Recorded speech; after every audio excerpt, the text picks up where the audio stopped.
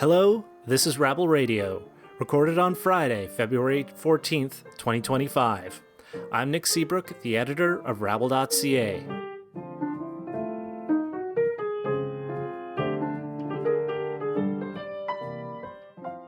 Rabble.ca shares with you the news of the day through a progressive lens.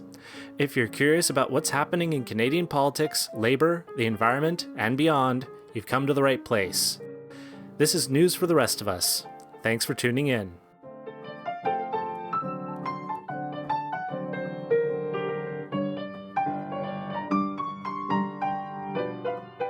This week, we're very happy to welcome back Sarah Jama to the podcast. We last spoke to Jama on Rabble Radio back in March of 2024. In that episode, we discussed Jama's removal from the Ontario NDP caucus due to her calls for a ceasefire in Gaza, and how Jama's activism influences her politics. Ahead of a provincial election in Ontario, today we sit down with Jama to talk about her re-election campaign as an independent MPP for Hamilton Centre and how she believes that voters between parties have more in common than they think. Here are Sarah Jama and Rabble's Jack Layton Journalism for Change fellow Eleanor Wand in conversation. Take a listen. Thank you so much for joining me on Rabble Radio. Thank you for having me. To begin, could you tell me a little bit about the work you do, both as an activist and a member of Ontario's provincial parliament? Sure. So before being elected, I was the executive director of an organization called the Disability Justice Network of Ontario. So its purpose was to teach young, disabled, racialized youth how to actually organize. When you grow up with a disability, you're often told to ask for help when you need it through systems and services, but you're never told to ask the question, where do you go when the services that exist don't actually work for you? So it was about teaching young people that they can actually work together and push for change, especially because people don't always learn about the history of organizing around the disability community. So I'm thinking about the 504 protests in the States that pushed for the right to public services and goods for disabled people. And in Canada, there's a whole erasure of the segregation that disabled people had to go through when people were forcibly institutionalized in hospitals for generations. And so, yeah, that's kind of where I got my start, and also around policing in our communities and just pushing back against police brutality. And then got elected in 2023 with the NDP, and then was kicked out of the party when calling for a ceasefire. And so now I'm running independently in Hamilton Centre during the election. Yeah, let's talk about that. You're running independently this time. Are there any sort of challenges that come with running as an independent candidate rather than as a candidate that's affiliated with a party? Yeah, tons. I think that running a grassroots campaign is very different than running with a party system that kind of helps you navigate insurance and all the other big questions in terms of administration. But the cool part of running independently is that you can actually inform what the campaign will look like based on what residents in Hamilton Centre are saying they need and want. So whether that's platform or what neighborhoods we're canvassing, it's pretty grassroots. We go out with people who are in the neighborhoods that we're canvassing. It's been a lot of fun. Why did you decide to run for re-election? That's a really good question. I think so. When I got kicked out, there was a lot of energy and a lot of discussion around what an independent constituency association could look like off the bat. Although I was hopeful for a return to the party, I think when it became clear that that wasn't going to be possible, a community around here started to push for the creation of this association, and we started canvassing back in March just to talk to people about what they wanted to see in a platform or in their representative. And I think it's just about trying to figure out doing politics differently and what that could mean. I think if we can pull this off independently, it will pave the way for other folks to run independently across Ontario and otherwise successfully. So it's been interesting so far. I want to ask you about some of the sort of issues that are top of mind for a lot of people this election. One of the issues I think that many Ontarians are really thinking about is Canada-US relations, tariff threats, Donald Trump's statements that Canada should become the United States' 51st states. I mean, I want to get some of your thoughts on this. I mean, starting with perhaps Trump's comments about Canada becoming the 51st state. I mean, do you think that that's something that, Canadians should be concerned about, should be taking seriously? It has come up on the doors in Hamilton Center. Like, I think people are really worried about it. Personally, though, what I'm hearing the most is issues with the cost of living and how that can impact cost of living here. Sorry, there's a siren in the background. I don't know if you know, but Hamilton Center is the poorest riding in the whole province in terms of median income. So people are worried about what that will look like for their groceries and other costs. And the steel workers here too.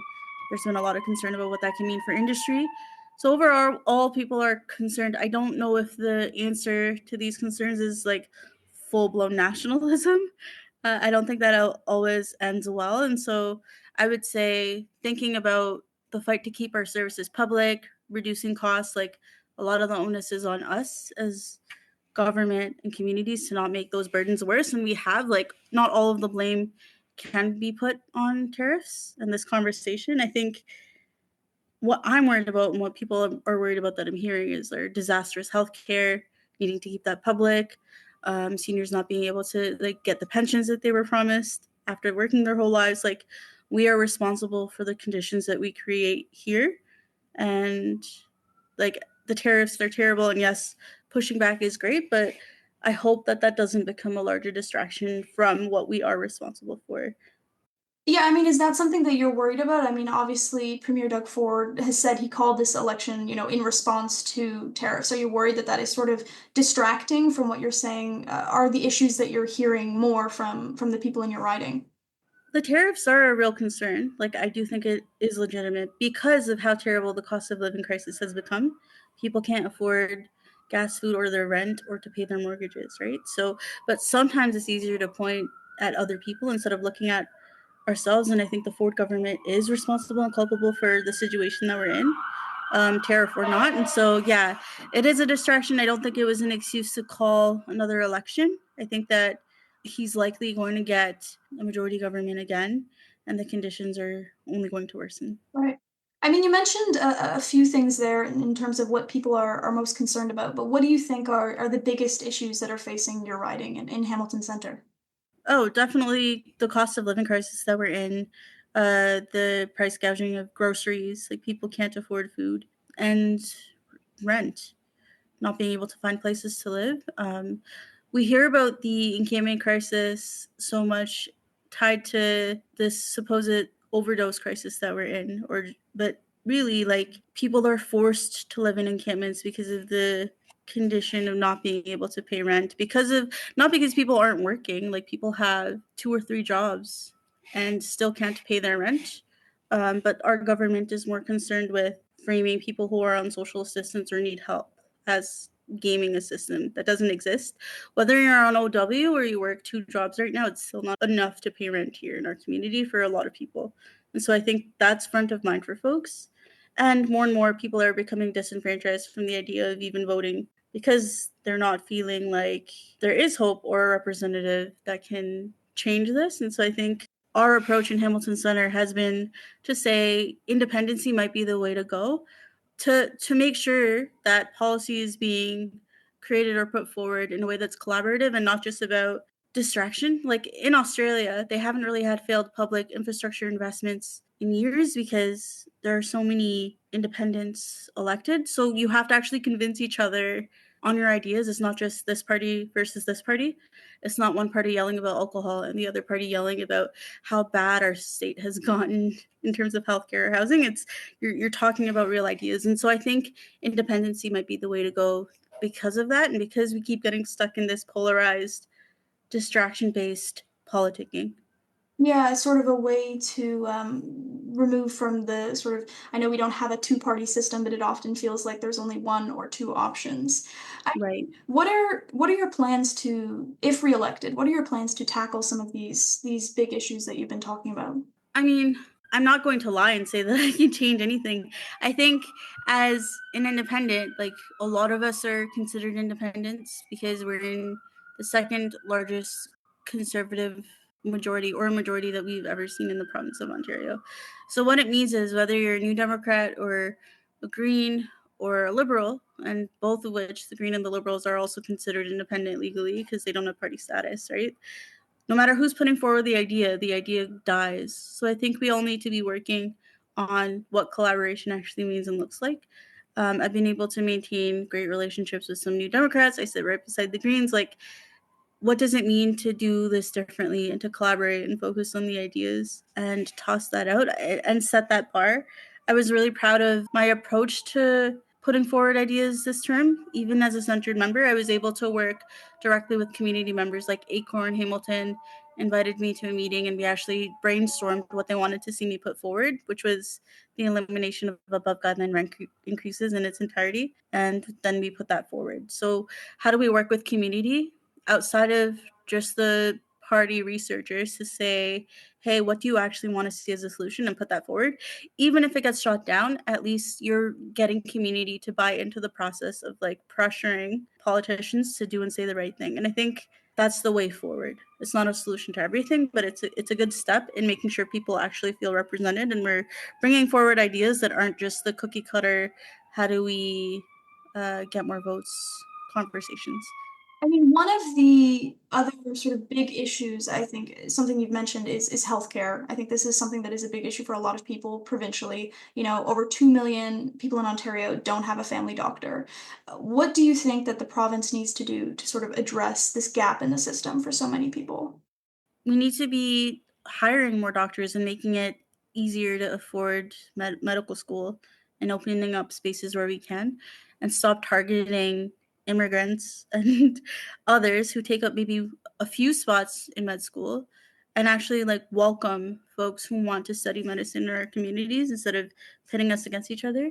Also paying healthcare workers fairly, not just doctors, but nurses and all the frontline workers who need it. I've met multiple home care workers who are living in their cars, and I've met people who have been stuck in their homes for over 24 hours because their home care worker didn't show up. Like, the system is so broken, and what's happening is people are being warehoused into long-term care, and it's terrible. And so what we need to be doing is paying people fairly, stop taking nurses to court, making sure that we're focused on hiring people and paying them fairly and giving them fair working hours, keeping our ER services open, and like stop this investment into the private sector that's forcing some people, some good people, to flee into the private sector because there's better hours and better pay. So this is a manufactured crisis that didn't have to get this terrible if we were actually funding our system properly.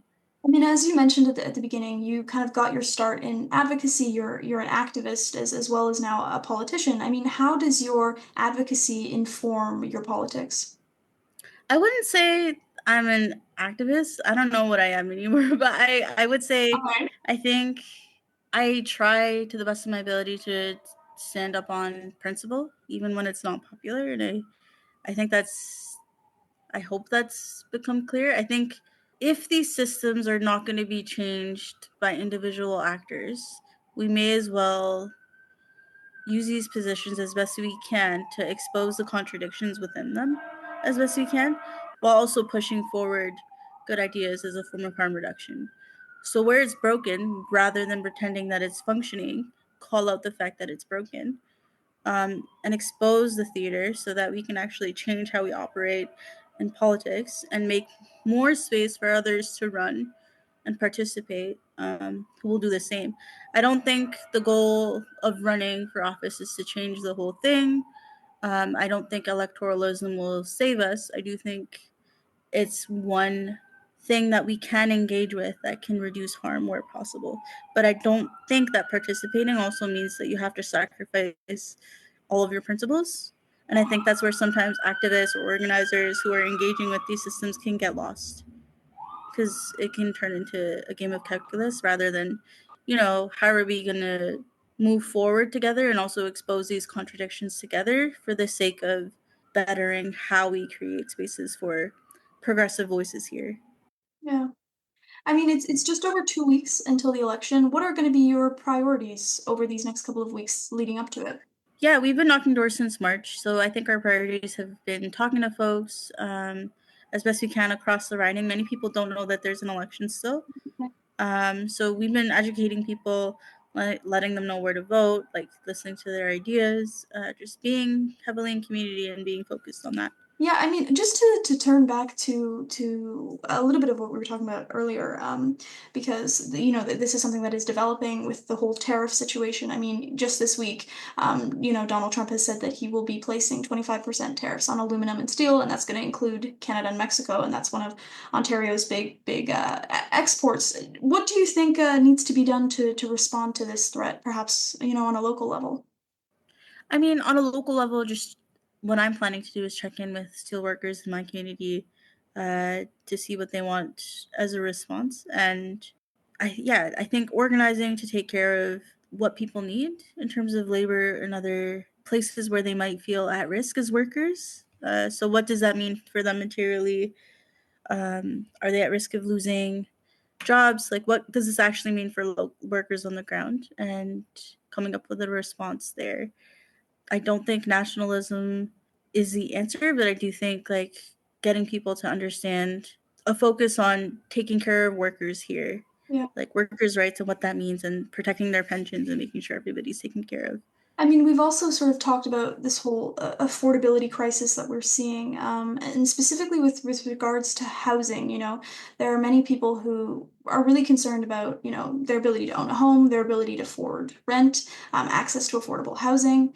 Uh, what are your priorities to address this, if you get reelected? That's a really good question. So, as a member, so far I've been able to table 20 motions, many of which were written with community. So, I talked about the fight to eliminate above guideline rent increases, fight for rent control. I worked with the ODSP Action Coalition to say that we should double ODSP and OW, but also that the housing portion of ODSP and OW should be tied to the average rent in the area that you live in, and that we should eliminate marital clawbacks. I also put forward a series of motions on making sure we keep our healthcare public, rights for education workers. I met with our local Huddle union and drafted those as well. And then I put forward a series of motions on protecting injured workers and getting rid of deeming.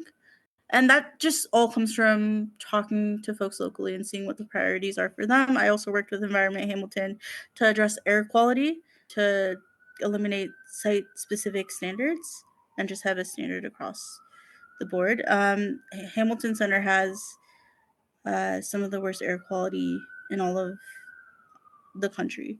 And so, yeah, I think the environment, making sure that we're taking care of the environment, housing, healthcare, education, and supporting injured workers in the community are some of the priorities locally that we've tried to represent provincially over the last 2 years of my term. And that's work that I definitely want to build on. I mean, something you've been talking a lot about is sort of community engagement, really engaging and working with members of your community. Do you think that that's something that we're sort of missing with representatives currently? Do you think that politicians need to be more engaged with their communities and consulting their communities? I think that, through knocking doors, what I've come to learn is like these party divides are less fixed than we might think. So I knock doors of people who I would assume are like hardcore Poilievre supporters and right wingers who like they look at me and they're like, we hate you. You want to increase our taxes. And I'm like, well, let's talk about it. Like you're upset about this cost of living crisis and I am too. Do I think that raising taxes willy-nilly are the answer? No, I actually think that the Ford government has been egregiously fiscally irresponsible in spending millions of dollars on failed LCBO contracts or trying to dissolve the region of Peel in its entirety and then saying never mind. Like it's not a matter of me saying let's increase taxes when I say let's govern from a place of compassion and take care of each other. No, like putting more money in people's pockets who can't work is better for the environment and create spaces for those who can work. And so when you have those one-on-one conversations, people realize that we agree on more than we think. And I think it's okay to figure out what we disagree on, but still work together on common values. But I think where politics has been difficult to navigate for me personally is like you could have a differing opinion and that is just where the conversation ends. I think it's okay to openly disagree, work it out, and keep it moving. Like, I don't have to agree with everything a Poilievre supporter says, but that doesn't mean I don't think they have real experiences or hardships. Just because I don't like Polyev, for example. Like when we're talking about uniting the working class, it's about making sure that we understand that we all have different perspectives, but we can still fight together. It's not about like silencing each other. It's about having those difficult conversations, hearing each other out, agreeing to disagree, and then working together on where we can. So yeah, knocking doors, I've really learned that people haven't had as many of these conversations as we should, and more people would be on the right side of so many issues if we could just have those 5-minute conversations. Do you think you have a bit of an advantage being an independent candidate when it comes to sort of knocking on doors and not immediately sort of identifying with a certain partisan label, which people might affiliate with certain parties? I mean, that's hit or miss. Like people still recognize that I'm the MPP who was elected with the NDP, who has said a lot about like Palestine and international and local issues. So it's not like I'm knocking doors blind most of the time. People kind of Right. have an opinion. I'm just willing to like hear them out on it and like talk about it. And Yeah. I don't think we see that often enough in between elections.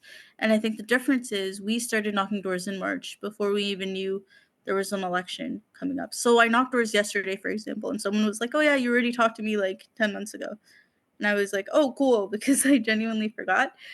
I think this is an approach to take between elections, and I think Acorn actually does this really well. Yeah.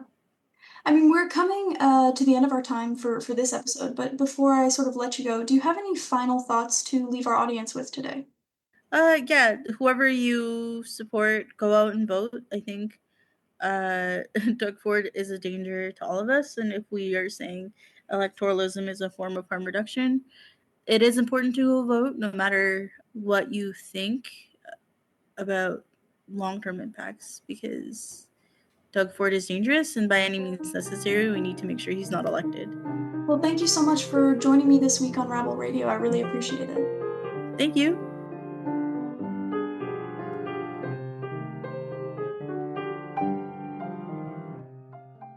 That was Sarah Jama and Rabble's Jack Layton Journalism for Change fellow Eleanor Wand in conversation. Thank you so much for that, Eleanor and Sarah. And now, this is our In Case You Missed It segment. Let's dive right in.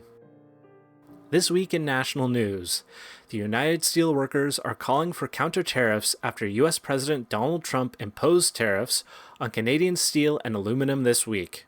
The 25% tariff on both steel and aluminum will likely hit workers hard on both sides of the border.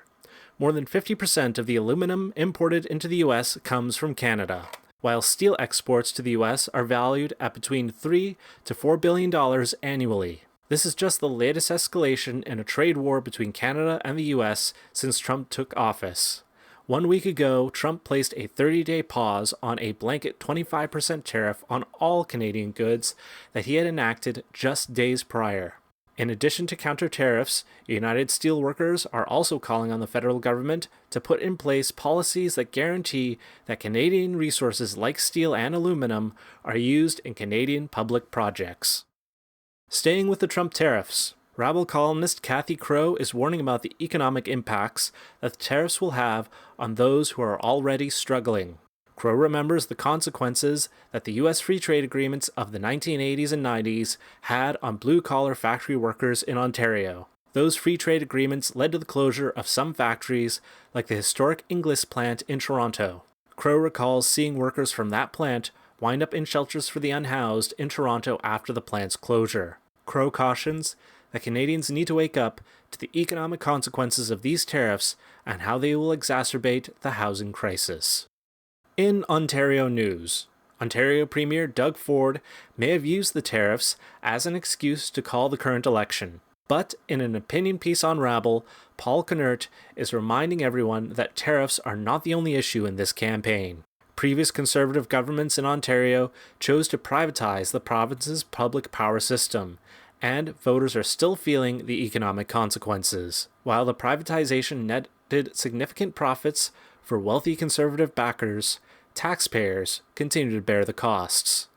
Connert points out that according to the Ontario's Financial Accountability Office, Doug Ford has spent an average of $7 million a year in taxpayer dollars to subsidize the now private power system in order to keep costs low. At that cost, the province could have easily repurchased the utility and made it a public asset once again. Knert is calling on opposition parties like the NDP to commit to creating a publicly owned green power company to ensure that power in Ontario is clean and affordable. In Manitoba news, in an article exclusive to Rabble, freelance reporter Caleb Dueck points out that the Provincial Accessibility for Manitoba Act is sadly not doing enough to support Manitobans with disabilities. The Act is designed to ensure that places of business and public spaces are accessible to those living with disabilities. But the Act is based on a complaint system, leaving enforcement up to those whom the Act is meant to serve. In an interview with rabble.ca, David Cron, Executive Director of the Cerebral Palsy Association of Manitoba, said, quote, "It shouldn't be up to the person with a disability to be the accessibility police. It shouldn't be a complaint-based system where I have to complain every time I go through every aspect of my life to get the changes that I want." End quote. And finally, join us for Off the Hill next week, where we discuss the Liberal leadership race. Our expert panelists will dissect the strengths, policies, and strategies of each candidate, diving into the key political dynamics at play. With an election on the horizon, we'll explore what's at stake for the future of the Liberal Party and its leadership. Featuring community organizer and political commentator Jennifer Arp, writer and policy researcher Chuka Jeckham, political advocacy and communications professional Sabrina Grover, and Rabble's own parliamentary reporter Carl Nirenberg, co-hosted by Robin Brown and Libby Davies. Don't miss Off the Hill, Liberal Leadership Race, on Wednesday, February 19th, 2025 at 4:30 p.m. Pacific, 7:30 p.m. Eastern. As always, you can read the full version of all the stories we talked about today on rabble.ca. And that's it for Rabble Radio this week. Thank you as always for tuning in. If you like the show, please consider subscribing to Rabble Radio on Apple Podcasts, Spotify, YouTube, or wherever you get your podcasts. And please rate, review, and share Rabble Radio with your friends. It takes 2 seconds to support independent media like Rabble. Thank you to all the journalists and writers who contributed to this week's content on rabble.ca. And thank you to Carl Nirenberg for supplying the music. Lastly, thank you for tuning in to Rabble Radio. I'm Nick Seabrook, and I'll talk to you next week.